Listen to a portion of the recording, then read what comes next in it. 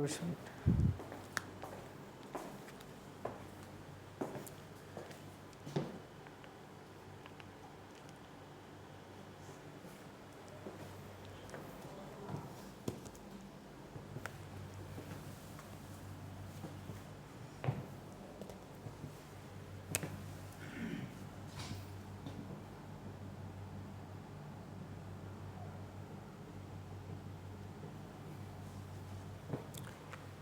ওকে, তাহলে এখন আমরা যে সাবজেক্টটা পড়তে যাচ্ছি এটা হচ্ছে ওয়েট প্রসেসিংয়ের একদম লাস্ট পার্ট আমরা ওইভাবে বলতে পারি। যদি স্পেশাল ওয়েট প্রসেসিংয়ের প্রসেসগুলো একটু কনসিডার না করি তাহলে কনভেনশনাল অথবা ইন জেনারেল যে ওয়েট প্রসেসিংয়ের যে প্রসেসগুলো আছে পার্ট বাই পার্ট, সেক্ষেত্রে আমরা লাস্ট প্রসেসের অথবা লাস্ট পার্টই বলতে পারি। কারণ আমরা প্রথম পার্টে শিখেছিলাম যে how to prepare the fabric or textile material, তাই না? প্রিপারেশনটা শিখেছিলাম প্রিপারেটরি প্রসেসগুলোর মাধ্যমে। এরপরে পার্ট 2তে আমরা বেসিক ডাইং মেকানিজমগুলো শিখেছিলাম। পার্ট 3তে এসে বেসিক মেকানিজম এবং ডাইং ফল্টসের পাশাপাশি ওই different types of colouring component নিয়ে আলোচনা করেছিলাম। এখন পার্ট 4-এ যেটা আসছে, জাস্ট আমাদের ডাইং কমপ্লিট হয়ে গেছে পার্ট 3-তেই। পার্ট 2 এবং 3-তে আমরা কালার করে ফেলছি। এখন ওই কাপড়গুলো ডাইং করার পর, ডাই মেশিন থেকে নামার পরে আমাদের কাপড়গুলো করতে হয় কি ফিনিশিং করতে হয়। সে ফিনিশিংও তোমার ওয়াশিংও ওয়ান কাইন্ড অফ ফিনিশিং। ওয়াশিংয়ের মাধ্যমে আমরা অনেক ধরনের ইফেক্ট প্রদান করতে পারি। যেমন হচ্ছে তোমার হট ওয়াশ, কোল্ড ওয়াশের মাধ্যমে যদি এরকম হয় যে কিছু শেড হচ্ছে একটু ডার্ক চলে আসছে, তো আমরা হট ওয়াশ দিয়ে আমরা একটু কালারটা রিডিউস করে দিতে পারি। আবার যদি এরকম হয় যে টোনটা কিছু চেঞ্জ করতে হবে, তাহলে ওই ওয়াটারের সাথে কিছু একটা কেমিক্যাল দিয়ে আমরা টোনও চেঞ্জ করতে পারি। এটা হলো নর্মাল ওয়াশিং প্রসেস।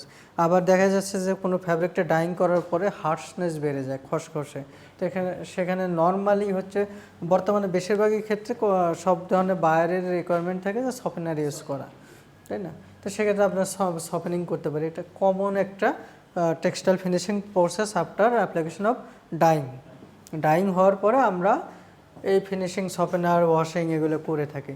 এরপরে আছে তোমার যদি স্পেশাল পারপসের ইফেক্ট আমাদের প্রয়োজন হয়, যেমন কিছু গার্মেন্টস হচ্ছে আমাদের এমনভাবে ইউজ করতে হয় যেগুলো আসলে সহজে হচ্ছে কি হবে না, আগুনে পুড়বে না অথবা পানি প্রবেশ করবে না, তাহলে ফায়ারপ্রুফ ফ্যাব্রিক আমাদের স্পেশাল প্রসেস করতে হবে, ইফেক্ট দিতে হবে, কোটিং করতে হবে কেমিক্যাল ইউজ করে। আবার হচ্ছে কিছু ফ্যাব্রিক আছে, যেমন পোশাক আছে, একটু হচ্ছে ওয়ার্ম ক্লথ হিসেবে আমাদের ইউজ করতে হয় শীত প্রধান দেশগুলোতে, যেমন ব্ল্যাঙ্কেট টাইপের। হ্যাঁ, সেখানে হচ্ছে ফাইবারগুলো একটু রাইজিং আপ করা, লিফটিং আপ করা। তারপর হচ্ছে তোমার কিছু প্রসেস আছে যেমন হচ্ছে just normally dyeing, finishing, washing করার পরে ফ্যাব্রিকের আসলে গ্লসিনেস, লাস্টার ওইভাবে আসে না। তো সেক্ষেত্রে আমরা যে ক্যালেন্ডারিং করি, তো সেক্ষেত্রে আমাদের এক ধরনের ব্রাইটনেস আসতেছে, চাকচিক্য আসতেছে, অ্যাপিয়ারেন্স চেঞ্জ হচ্ছে। তো এইগুলোর জন্য আসলে আমাদের কি দরকার, আলাদা কিছু প্রসেস সম্বন্ধে জানা দরকার। সেই টেক্সটাইল ফিনিশিং প্রসেসগুলো নিয়েই আমরা ওয়েট প্রসেসিং পার্ট 4-এ আমরা পড়বো ইনশাল্লাহ। কারণ দেখো, যে তুমি একটা কাপড় এত দূর পর্যন্ত নিয়ে এসে রং করার পর যদি সেটা কনজিউমার ইউজ না করতে পারে, তাহলে আসলে কি হবে, ভ্যালুলেস হয়ে গেল। আর কোর্স আউটলাইনের ক্ষেত্রে তোমাদের বলতে গেলে এখানে জাস্ট মোটামুটি সব প্ল্যান, উইকলি প্ল্যানগুলো জাস্ট আমি কন্টেন্টের উপরে সাজিয়েছি, কি কি শিখবো এর উপরে। আর যে আউটকাম বেসড এডুকেশনের যে অ্যাসেসমেন্ট মেথড, এটা অন্য কোর্সের মতোই সেম। সেখানে 60% 40% বিষয়টা আছে। পাশাপাশি হচ্ছে তোমার কি বলে যে থিঙ্কিং, যে 4 ডোমেন্সের ক্ষেত্রে তো ফান্ডামেন্টাল, থিঙ্কিং, সোশ্যাল, পার্সোনাল, এই বিষয়গুলোও আছে। প্রত্যেকটা জিনিসই আমরা এখানে এই 4টা ডোমেনের মধ্যেই ম্যাপ করার চেষ্টা করব। এটা নিয়ে লাস্ট ক্লাসে আমরা কোর্স আউটলাইন নিয়ে মোটামুটি আলোচনা করেছিলাম। আজকে বিস্তারিত আলোচনা করতে চাচ্ছি না, তবে কিছু টপিকস নিয়ে যে আমরা আলোচনা করব উইকলি প্ল্যান হিসেবে, সেই হিসেবে আমরা বলতে পারি। যেমন প্রথমে আমরা ইন্ট্রোডাকশন টু টেক্সটাইল ফিনিশিং, আসলে অ্যাজ এ টেক্সটাইল ইঞ্জিনিয়ার তোমার বেসিক ধারণা you have to know the different types of fundamental knowledge on textile finishing, how many types of textile finishing, তাই না? And which textile finishing is applicable on which types of fabrics or textile materials. এই বিষয়গুলো তোমার actually জানতে হবে। তুমি যদি এরকম করো যে একদম পলিস্টার ফ্যাব্রিকের উপরে ফায়ার রিটার্ডিং কেমিক্যাল অ্যাপ্লাই করে তুমি সেই পোশাক নিয়ে তুমি ফায়ার ব্রিগেডকে পাঠাইলে, ফায়ার সার্ভিসকে পাঠাইলে আগুন নেভাইতে, তো পলিস্টার তো আগুনের পাশাপাশি পাইলে নিজে যাবে যতই তার কোটিং করা থাকুক, তো এটা তো হয় না। অ্যাজ এ টেক্সটাইল ইঞ্জিনিয়ার তোমাকে অবশ্যই জানতে হবে যে কোন পোশাকের জন্য কোন ফাইবার তোমাকে চুজ করতে হবে এবং সে তার উপর ভিত্তি করে তোমার কোন ধরনের ফিনিশিংটা তুমি অ্যাপ্লাই করতে পারবে এবং কোন ফাইবার কোন ধরনের ফিনিশিং কেমিক্যাল অথবা মেকানিক্যাল প্রসেসটা কোপ আপ করতে পারবে। এমন ধরনের ফ্যাব্রিক তুমি নিলে যে তুমি সাপোজ পলিস্টার ফ্যাব্রিক কাপড় নিলা, সেখানে তুমি কি করতেছো, রেইজিং প্রসেসটা অ্যাপ্লাই করতেছো, তো সেখানে কি শর্ট ফাইবার আছে? এটা কম্বল ব্ল্যাঙ্কেট টাইপের ব্রাশ টাইপের কোনো ইফেক্ট সেখানে প্রডিউস করা পসিবল? হয়তো পসিবল, কিন্তু তোমার কাঙ্ক্ষিত ডিজায়ার্ড ফিনিশিংটা পাবা না। এই জন্য হচ্ছে তোমাকে টেক্সটাইল ইঞ্জিনিয়ার হিসেবে বেসিক নলেজটা টেক্সটাইল ফিনিশিংয়ের উপর থাকতে হবে। এটা আমরা এই চ্যাপ্টারে আলোচনা করব। এরপর আছে তোমার বিভিন্ন ধরনের কেমিক্যাল মেকানিক্যাল ফিনিশিংয়ের উপর আলোচনা। তার মধ্যে তোমার ক্যালেন্ডারিং আছে, স্যানফোরাইজিং আছে, তারপর হচ্ছে রেইজিং প্রসেস আছে, এগুলো হচ্ছে তোমার মেকানিক্যাল আর ফিজিক্যাল প্রসেস। তারপর আছে তোমার হচ্ছে কেমিক্যাল প্রসেসের মধ্যে রেজিন ফিনিশিং আছে, তাই না? তারপরে হচ্ছে তোমার ফায়ার প্রুফ ফিনিশ আছে, ওয়াটার প্রুফ ফিনিশ আছে, তারপর হচ্ছে তোমার মার্সারাইজেশন প্রসেস আছে। নাম শুনছো মার্সারাইজেশন? মার্সারাইজেশন কেমিক্যাল প্রসেস আছে। এইরকম তোমার মাইক্রোবায়াল অ্যান্টিমাইক্রোবায়াল ফিনিশিং আছে, হোয়াইটেনিং ফিনিশিং আছে, মানে অনেক ধরনের ফিনিশিং প্রসেস ডেভেলপ হয়েছে। এখন প্র্যাকটিক্যালি অনেক চলতেছে, অনেকগুলো ল্যাবরেটরিতেও আছে, গবেষণাতে রিসার্চ চলতেছে, জাস্ট হচ্ছে স্পেসিফিক কিছু প্রপার্টিস গেইন করার জন্য, ইম্পার্ট করার জন্য অনেক প্রসেস অ্যাপ্লাই করা হয়ে থাকে। এটা হচ্ছে আমার উইকলি প্ল্যান আছে, কোর্স আউটলাইনটা দিয়ে দেবো তোমাদের।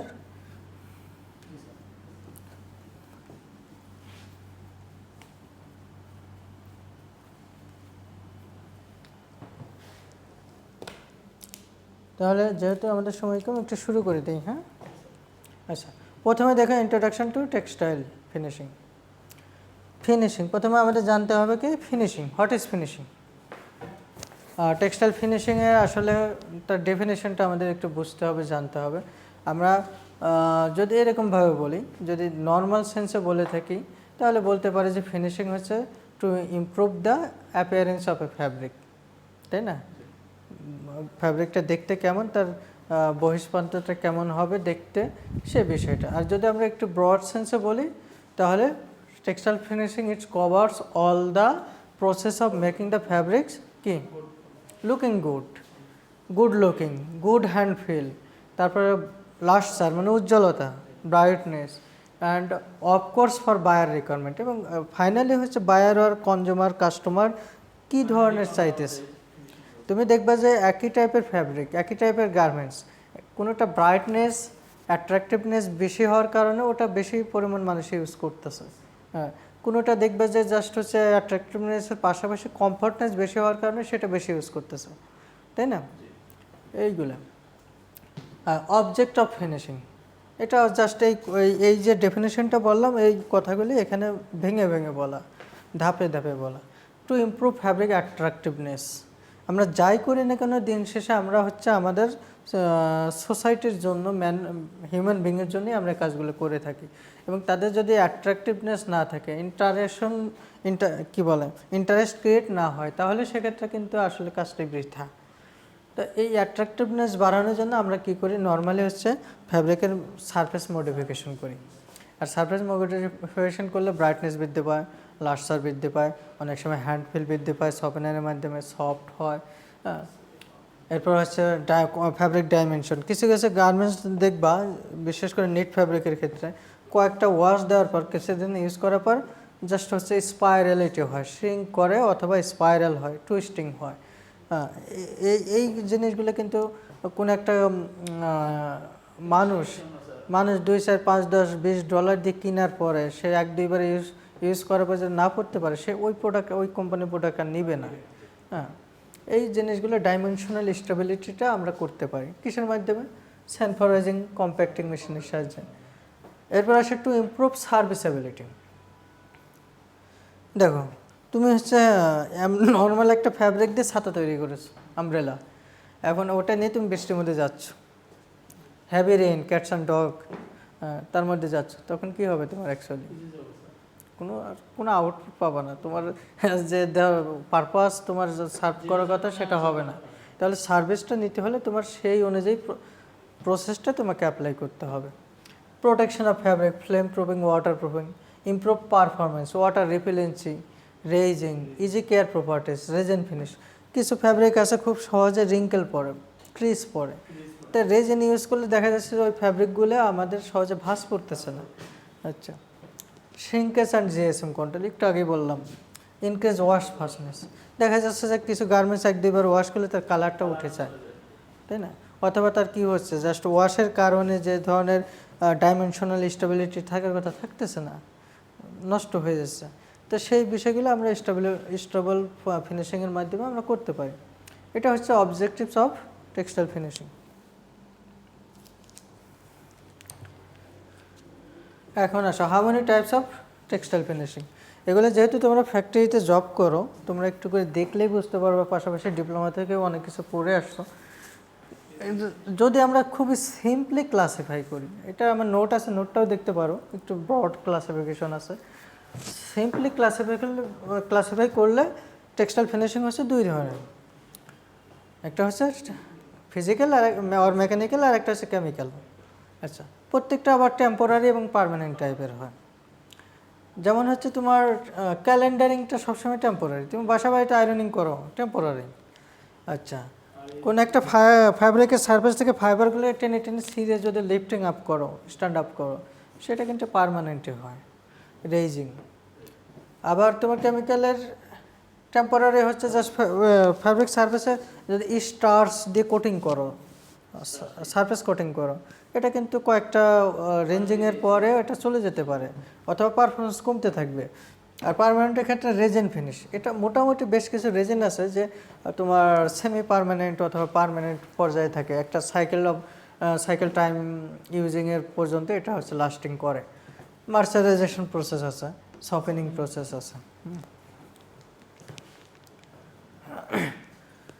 এখন দেখো সিকোয়েন্স অফ ফিনিশিং, এটা আমরা যদি নিট ফ্যাব্রিক কনসিডার করি তাহলে কি এটা টিউবের টাইপের হয়, আর একটা ওপেন ফর্মেও করা যায়। আর আমরা যদি লুমে যেটা পাই সেটা হচ্ছে ওপেন উইথ, তাই না? বাদ বাকিগুলো হচ্ছে টিউব। তো সেক্ষেত্রে দেখো, আমরা ডাইং মেশিন থেকে যখন ফ্যাব্রিকটা পাওয়ার পর সাথে সাথে সেটাকে আমাদের একদম ভেজা থাকে, তাই না? পানিতে একদম ভরতে থাকে, সকিং করা থাকে। তা সেই ফ্যাব্রিকটাকে আমাদের প্রথমেই কি করতে হয়, একটু স্কুইজ করে নিতে হয়, একটা হাইড্রো এক্সট্রাক্টরের সাহায্যে জাস্ট পানিটাকে রিমুভ করে নিতে হয় 60-70% পর্যন্ত। মানে ওই একদম পানি ভর্তি অবস্থায়, সকিং করা অবস্থায় যদি তুমি ডায়ারে ঢুকাই দাও তাহলে কি হবে? হ্যাঁ, এই জন্য কী করতে, হাইড্রো এক্সট্রাক্টরের সাহায্যে 60-70-80% পর্যন্ত পানি জাস্ট রিমুভ করে নিতে হয়। হ্যাঁ, তো হাইড্রো এক্সট্রাক্টর দেন হচ্ছে আমরা ওয়াটারিং করি, হাইড্রো এক্সট্রাক্টরের পানির শেষ করে। এরপর হচ্ছে এটার কাজ অনেকটা সেম। এরপর হচ্ছে আমরা কি করি, ডায়ারে যাই, ডায়ারের পরে আমরা শুকানোর পরে হচ্ছে টিউবুলার কম্প্যাক্টিং মেশিনে দিই, ডাইমেনশনাল স্টেবিলিটি আনার জন্য হিট সেটিংয়ের মাধ্যমে ডাইমেনশনাল স্টেবিলিটি নিয়ে আসি।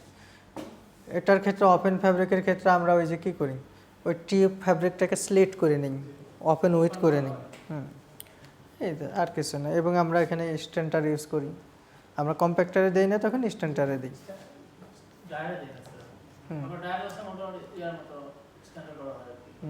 স্ট্যান্ডার্ডও ড্রাইং করা যায় শুকানো যায়। স্ট্যান্ডার্ড ডাইং করা যায়, এটা হচ্ছে স্যার সিপিবি প্রসেস ওটা। স্ট্যান্ডার্ডে বেশ কয়েকটা প্রসেসই করা যায়, ওয়েট জিএসএম কন্ট্রোল অনেক কিছু আছে। আচ্ছা শেষ না, এটা তো শেষ হওয়ার কথা না, কই গেলাম?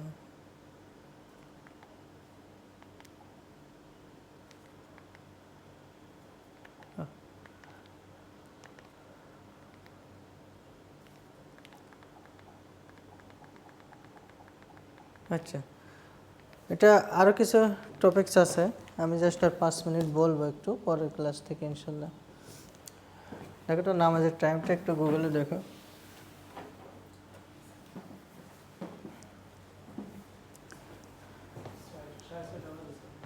নামাজের টাইমটা একটু গুগলে সার্চ দাও, মাগরিব নামাজ টাইম।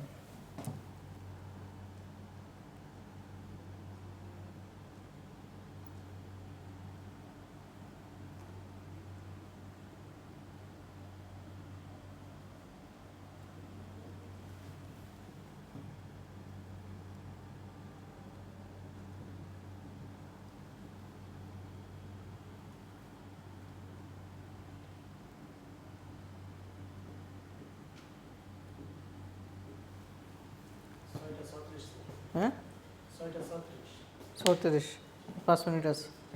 আচ্ছা, এক্ষেত্রে দেখো কী কী ধরনের মেশিন আমরা ইউজ করি, এটাই লাস্ট টপিক, শেষ করে দেবো। মেশিন কী কী মেশিন আমরা ইউজ করি সেটা হচ্ছে তোমার যেমন প্রথমে ডি ওয়াটারিং মেশিন, ড্রাইংয়ের পরে ফিনিশিংয়ে আমরা ডি ওয়াটারিং মেশিন, আর ডি ওয়াটারিং মেশিনে হাইড্রো এক্সট্রাক্টর, এরপর হচ্ছে আমরা হাইড্রো এক্সট্রাক্টর এবং ডি ওয়াটারের পরে হচ্ছে ওখানে আমরা সিলেটিংও করি, অনেক সময় যদি কোনো কেমিক্যাল অ্যাপ্লাইয়ের প্রয়োজন হয় সেটাও করি। করার পরে আমরা জাস্ট হচ্ছে ডি ওয়াটারিং করি স্কুইজিংয়ের মাধ্যমে, এরপরে হচ্ছে তোমার কম্প্যাক্টিং করি, তাই না, আর ড্রাইং করি, ড্রায়ার অথবা স্ট্যান্ডার, এরপর হচ্ছে আমরা কম্প্যাক্টিং করি। এটা হচ্ছে বেসিক টাইপের টেক্সটাইল ফিনিশিংয়ের জন্য আমরা এইগুলো ইউজ করে থাকি। এর বাইরে হচ্ছে তোমার আরও বেশ কিছু মেশিন আছে, যেমন ক্যালেন্ডারিং মেশিন। হ্যাঁ, যদি ওভেন হয়ে থাকে তাহলে আমরা ক্যালেন্ডারিং মেশিন ইউজ করি। হ্যাঁ রাইট। কেমিক্যালের ক্ষেত্রে মার্সারাইজেশন করি, মার্সারাইজেশন ডাইংয়ের আগেও করা হয়, ডাইংয়ের পরেও করা যায়, বেসিক্যালি ডাইংয়ের আগেই করি। হ্যাঁ, তারপর হচ্ছে তোমার যদি এরকম হয় স্যানফোরাইজিং, মানে সিঙ্কেস ডাইমেনশনাল স্টেবিলিটির জন্য। তারপরে যদি রেজিং হয় জাস্ট হচ্ছে ব্ল্যাঙ্কেটের মতো ইফেক্ট তৈরি করার জন্য, ওয়ার্ম ইফেক্ট প্রডিউস করার জন্য। হ্যাঁ, তারপরে হচ্ছে তোমার কী বলে রেজিন ফিনিশ, জাস্ট ওগুলো তো মেশিনের না, ওটা প্রসেস। কিন্তু মেশিনের ক্ষেত্রে কী কী মেশিন আমরা কমনলি ইউজ করি?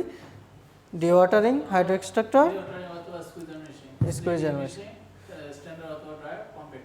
এই তো, তাই না, এই কয়েকটা মেশিনে আমরা ইউজ করি। আর স্পেসিফিক ক্ষেত্রে আমরা ওভেনের ক্ষেত্রে গেলে আর কিছু প্রসেস বাড়ে। আর হ্যাঁ,